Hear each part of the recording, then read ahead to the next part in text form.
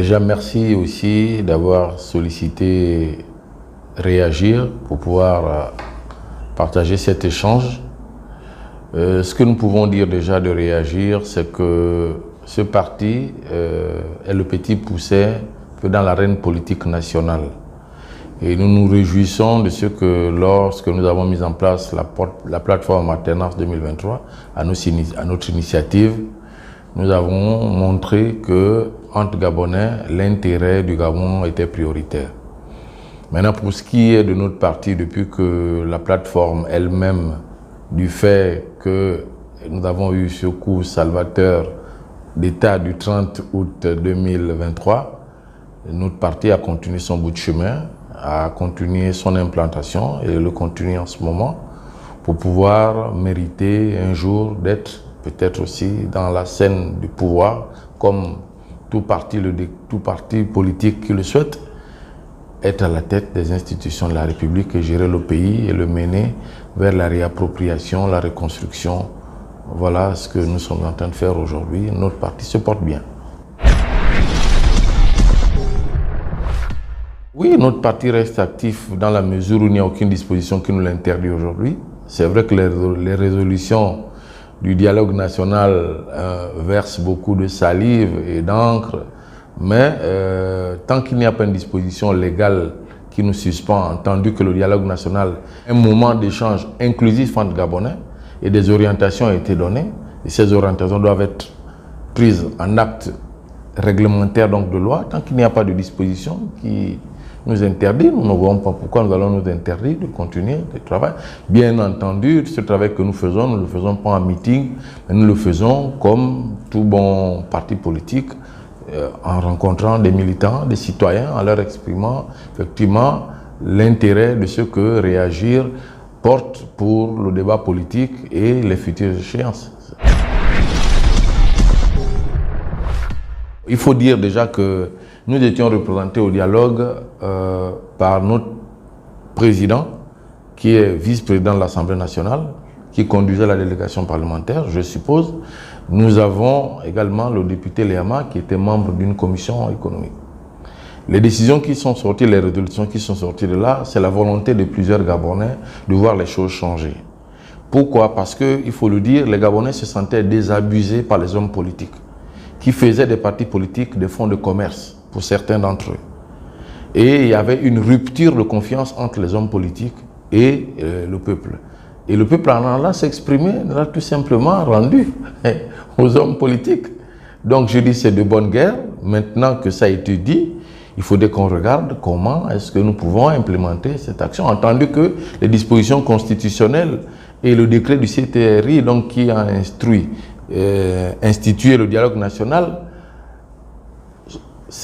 sort un peu du cadre des dispositions de la charte.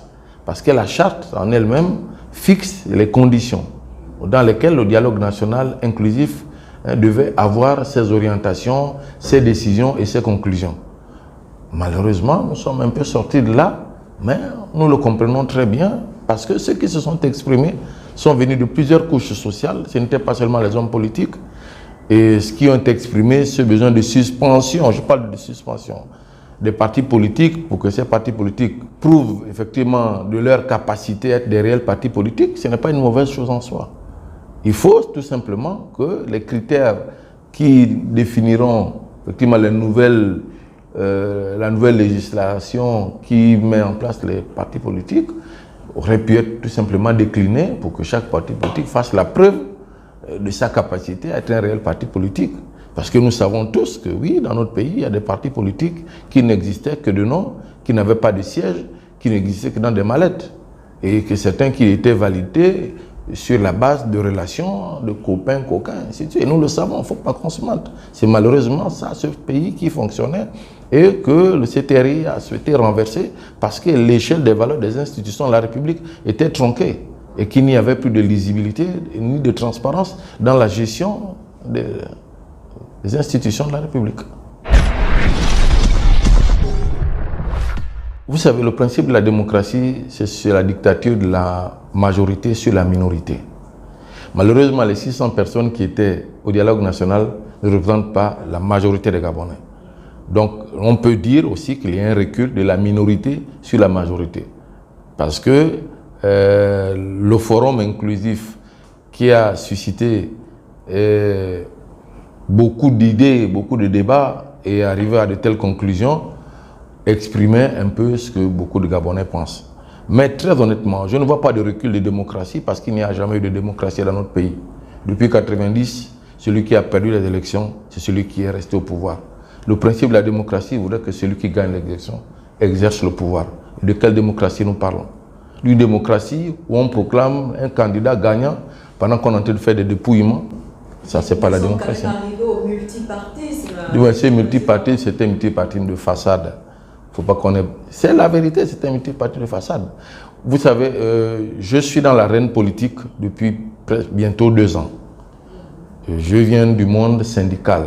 Chez le syndicaliste, nous discutons des textes de loi et nous lisons le droit et nous faisons pas des compromissions, mais des compromis pour pouvoir avancer.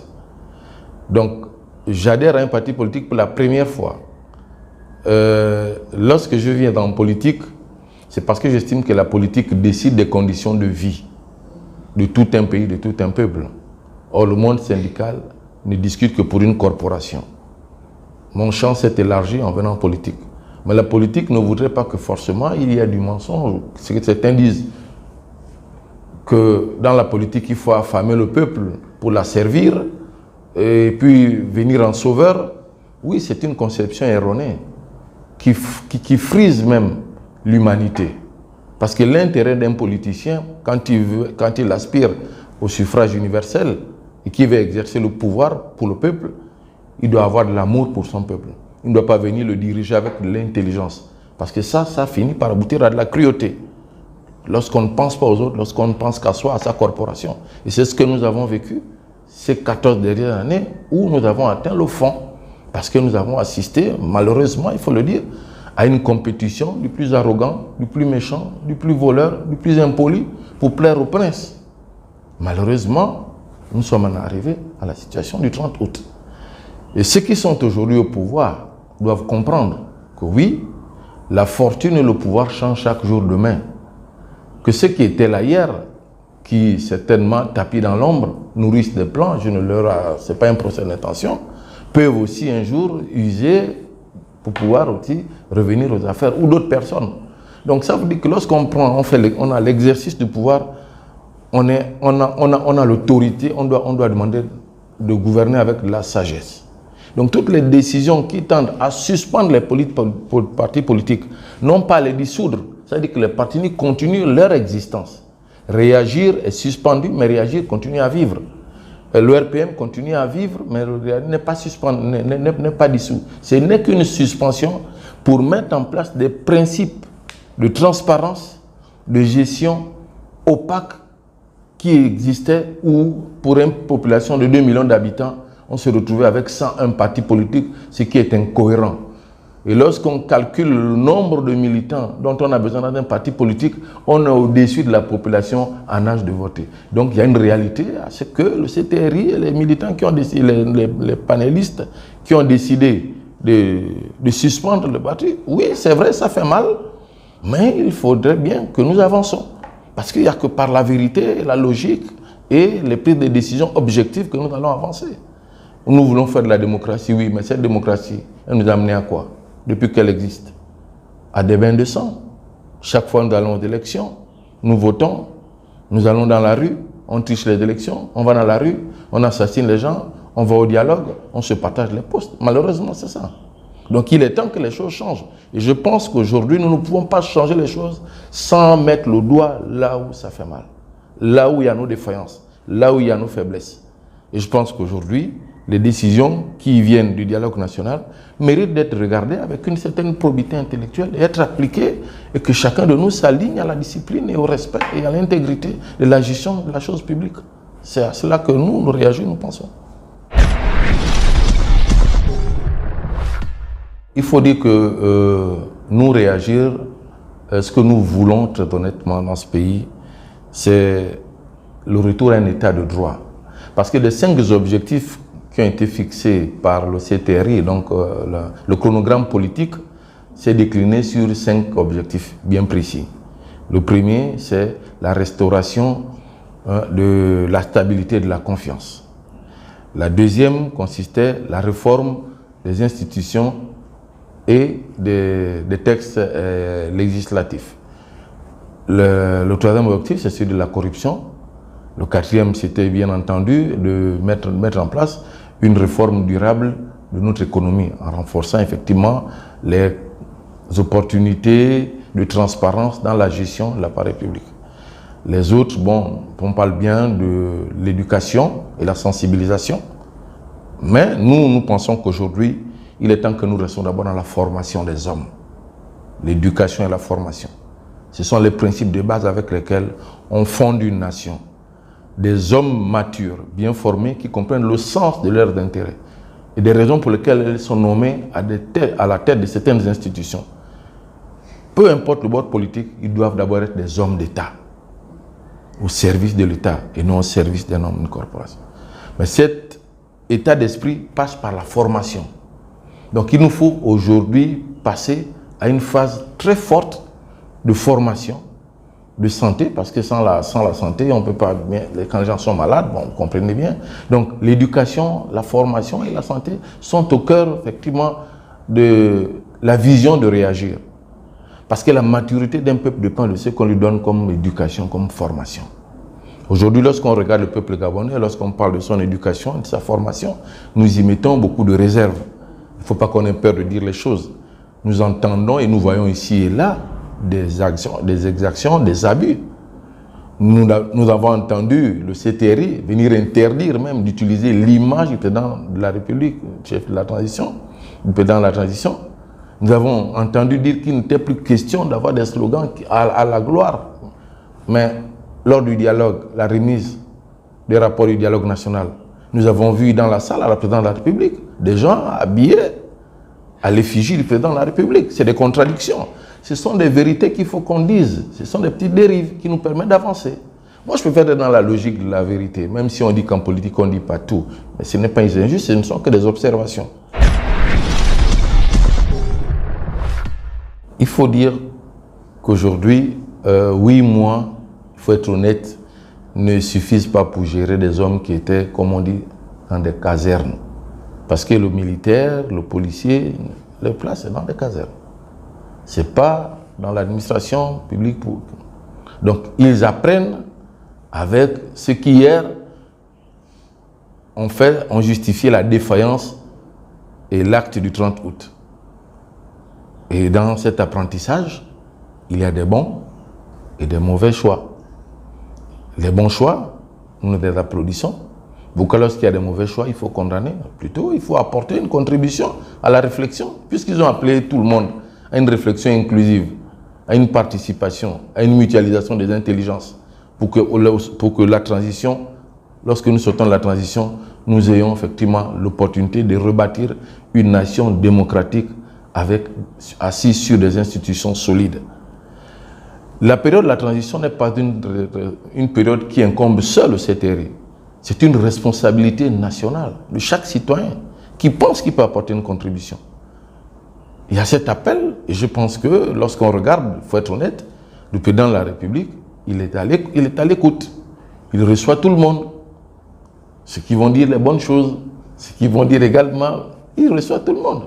Donc nous pensons qu'aujourd'hui, la responsabilité de la période de la transition est une période cruciale. Et tout jugement qui constate une dérive doit être accompagné d'une solution et non d'une critique pour une critique. Lorsque le CTRI renverse le pouvoir déchu, le peuple gabonais n'a-t-il pas battu le bitume pour saluer cet exploit? Nous n'avons pas par le passé une armée d'État, disons républicaine, parce que les premières missions des forces de défense et de sécurité, c'est de protéger le pays et les citoyens. Tout le mot défense, sécurité. Malheureusement, cette armée, ces forces de défense et de sécurité étaient au service d'un tyran. Lorsque le peuple allait dans la rue pour réclamer la transparence et justice, ce sont ces mêmes forces de défense et de sécurité qui venaient nous tabasser. Et juste à côté de nous, lorsque je passe par le QG de M. Jean-Ping, il m'est arrivé de vouloir compter le nombre d'impacts de balles sur les murs. Je ne suis pas parvenu, mais j'étais à plus de 300 tirs. Lorsque vous passerez, vous. Et s'il y avait des gens groupés, j'imagine le nombre de Gabonais qui ont pu prendre effectivement des plombs et qui vivent avec. Et voilà. C'est un souvenir douloureux, c'est un vent de violence qui a montré à suffisance que ce peuple, ces dirigeants, c'était des dirigeants cruels, dont la cruauté s'est exprimée, on ne peut pas se le permettre en tant qu'humain. Et le Gabonais, qui aujourd'hui a l'opportunité d'avoir ses militaires, ses forces de défense et de sécurité du côté du peuple, il est tout à fait légitime qu'ils aillent les rassurer qu'effectivement, l'objectif de la prise de pouvoir, c'était pour eux qu'ils ont pris le pouvoir, et non pour eux-mêmes les militaires. Donc le président, oui, s'il n'y va pas sur le terrain, qui d'autre irait sur le terrain à sa place pour pouvoir rencontrer les gens? C'est peut-être un peu ce qu'on habille autour de sa présence et de comment nous, les Gabonais, nous avons eu l'habitude de recevoir les présidents qui frisent effectivement le populisme et qui commencent à dire qu'il est déjà en campagne. Parce qu'il faut dire une chose, moi je m'exprime toujours dans une démarche d'introspection. Avant d'accuser les autres, avant de dire moi-même je dois regarder ce que moi je pose comme acte. Oui, c'est vrai que le président, quand il va en province, il est reçu en héros parce que tous les militaires aujourd'hui sont nos héros nationaux. Pour l'instant. Nous attendons les 2 ans pour pouvoir effectivement apprécier. Maintenant, sur la démarche de penser, sur l'initiative de penser qu'il est en campagne, moi je pense que non. Il joue son rôle, celui de rassurer les populations. Parce que le premier objectif, c'était de ramener la stabilité et de mettre les gens en confiance, donc de rassurer le peuple. Donc il passe vers ces populations pour les rassurer. Et ce peuple lui exprime et le lui rend parce que nous avons souffert ces 14 dernières années, mais de manière terrible. Les coopérations internationales que nous avons établies avec certaines personnes sont d'ordre constitutionnel. C'est-à-dire que celui qui est élu au suffrage universel a l'obligation, effectivement, de représenter le peuple et de parler au nom du peuple. Le CTRI a fait un coup d'État salvateur, comme on peut l'appeler. Donc nous sommes dans une phase de transition, où même les institutions de notre pays ne sont pas mises en place. Mais avant d'aller attaquer les traités qui vont nous susciter des forces extérieures et d'inertie extérieure, nous commençons d'abord par nous asseoir nous-mêmes sur le plan institutionnel avec des hommes forts à la tête des institutions et qui sont soutenus par le peuple. Parce que nous savons tous, il ne faut pas qu'on se mente, la force qu'il y a derrière les coopérations internationales. Oui, les Maliens, ils étaient en guerre pendant longtemps. Ils ont constaté, ils ont su. Et lorsqu'ils partent pour dire qu'ils ne veulent plus de la France, c'est parce qu'ils ont vécu certains événements. Ils étaient préparés à cela. Mais aujourd'hui au Gabon, on ne peut pas prétendre la même chose. Moi je dis qu'il faut être réaliste à la situation. Donc aujourd'hui, oui, c'est vrai, ces coopérations, nous devons les revisiter.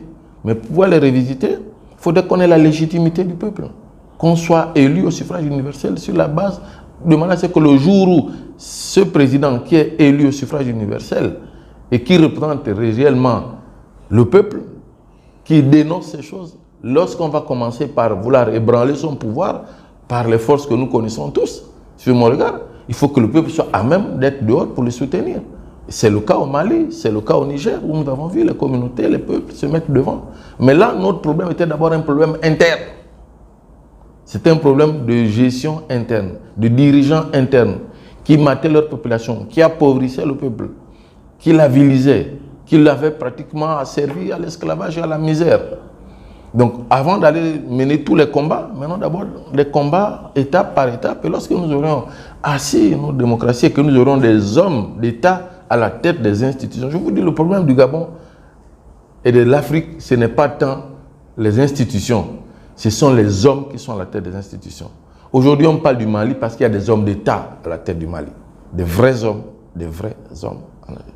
Aujourd'hui, on va parler du Sénégal parce que ceux qui sont là, et ainsi de suite. Donc, il faudrait que nous arrivions d'abord à avoir cette maturité collective de responsabilité des hommes qui doivent gouverner notre pays. Mais si ces hommes qui gouvernent notre pays, c'est des gens qui viennent là, comme le disait le président, je prête cette expression, en ami, en copain et en coquin, bon, vous comprenez bien évidemment que nous ne pouvons pas aujourd'hui mener ces combats au niveau international. Parce que nous n'aurons pas le peuple gabonais tel qu'on le voit, tel qu'on le conçoit, tel qu'on le regarde, à plusieurs cas de conscience. Pour ne pas parler des classes. Parce qu'il y a ce qu'on appelle les populistes qui, dans chaque meeting, on a vu, sont chez M. Barrow, sont chez M. Ali Bongo, sont chez M. Ping. Ils vont parce qu'il y a à boire et à manger. Ce sont des vanités, ils sont là parce que justement, c'est l'opportunité pour ces personnes-là, pendant cette période de campagne-là, de vendre leur voix ou bien de vendre leur présence pour pouvoir faire le nombre. Et il y a les politiciens aussi, ces opportunistes, qui malheureusement ne partagent pas les convictions. Si je vais chez tel candidat ou dans telle obédience, en fait, tel corps politique, je pourrais avoir des opportunités pour nourrir mes enfants. Et il y a des hommes de raison qui, eux, pour une raison ou pour une autre, se posent toutes les bonnes questions pour dire est-ce qu'il est juste d'être avec tel ou tel, parce que l'idéologie du parti définit effectivement le choix de la personne. Et il y avait aussi des peureux qui, lorsqu'ils ont vu tout ce qui s'est passé depuis l'avènement du multipartisme de ces genoux, avec tout ce qu'on sait après les élections, les pères de famille qui ne rentrent pas chez eux, certains ont décidé de ne pas se mettre en politique, mais de rester chez eux. Donc c'est tout ce macrocosme-là que nous devons pouvoir regarder et puis pouvoir effectivement mettre en place une politique de formation des hommes au respect non seulement des institutions, mais se mettre au service des institutions au lieu du service des hommes. La commission Vérité, Justice et Réconciliation, elle a tout son sens, elle a toute sa raison d'être. Il faudrait qu'on la mette en place. Non pas pour couper des gens, non pas pour assassiner des gens, non pas pour percer des yeux aux gens. Sinon après, lorsque les autres partiront, les autres viendront, la loi du talion, œil pour œil, dent pour dent, faire du peuple des aveugles et des édentés. Et si nous tous nous sommes des aveugles, malheureusement nous ne pouvons plus nous conduire. Mais que les gens reconnaissent ce qu'ils ont fait et que justice a rendu à ceux pour qui la justice doit être rendue. Pour parler seulement des martyrs et que ceux qui ont commis des exactions fassent amende honorable, mais vraiment, vraiment amende honorable et avec sincérité. Le mot de fin, c'est de dire que le Gabon est un don de Dieu pour les Gabonais. Le Gabon est un don de Dieu pour l'Afrique. Le Gabon est un don de Dieu pour le monde. Il commence même par ce que Dieu a mis dans cette nation. Les autres disent qu'en passant par le Gabon, Dieu a oublié ses richesses ici. C'est pour ça que nous trouvons pratiquement plus de 60% de la population gabonaise est expatriée, vient de l'extérieur. Nous avons toutes les communautés chez nous. Pourtant, nous sommes un petit pays. Mais le Gabon est notre ADN. Nous n'avons pas de terre de rechange.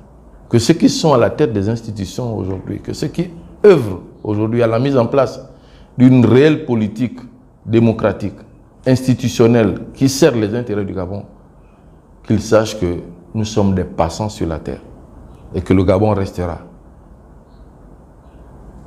Et que sur chaque tombe, si nous ne faisons rien maintenant, nous ne profitons pas de cette période cruciale de transition, parce que Dieu a touché le cœur des forces de défense et de sécurité cette fois-ci, unanime, pour que nous ne soyons pas des chairs à canon. Si nous ne profitons pas de cette situation, où ceux qui ont la puissance du feu, donc qui nous disent venons, reconstruisons, nous ne saisissons pas cette opportunité, mais qu'on dise que c'est notre tour et qu'on y a encore pour faire de la gabégie, du vol, du machin, ça ne servirait malheureusement pas les intérêts de cette nation et nous allons revenir et revivre le même cycle. Celui qui oublie l'histoire est toujours condamné à revivre les mêmes événements. C'est pour ça que moi j'appelle mes compatriotes à plus de patriotisme, à plus de mobilité, à plus d'implication, qu'ils sachent que cette terre-là, si nous ne la protégeons pas, ce ne sont pas ceux qui viennent de l'extérieur qui la protégeront. Nous sommes les seuls à même de la protéger. Donc que l'échelle des valeurs qu'on avait implémentées dans la politique gabonaise soit renversée, que l'immoralité soit remplacée par la moralité, que l'intégrité remplace le vol, que la probité respecte l'irréalité. Il faudrait que nous revenions à des fondamentaux, à des vraies valeurs. Et c'est sur cette base-là que nous reconstruisons notre nation. Et c'est comme ça que nous pourrions nous challenger vis-à-vis des communautés internationales et avoir notre place dans l'histoire du monde pour être une grande nation. Sans ça, nous n'allons malheureusement pas connaître un essor